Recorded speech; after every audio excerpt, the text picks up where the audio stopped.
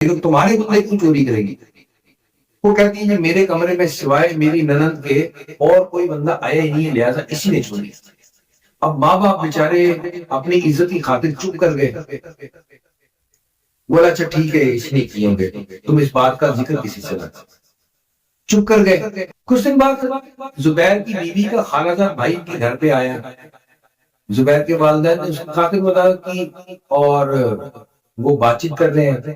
پھر زبیر کی بیوی کہتی تھی کہ میں اس کو اپنے کمرے میں لے کے جا رہی ہوں۔ اب زبیر کا والد اور والدہ دونوں اسے منہ دیکھ رہے ہیں کہ یہ کیا حال کر رہے ہیں۔ زبیر کی بیوی اپنے خالہ جان بھائی کو اپنے بیڈ روم میں لے جاتی ہے اور دروازہ بند کر لیتی ہے۔ اندر سے ہنسنے کھیلنے کی آوازیں آنے لگتی ہیں۔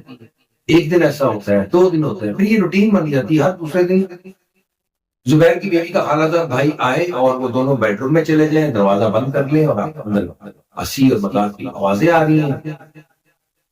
کچھ عرصہ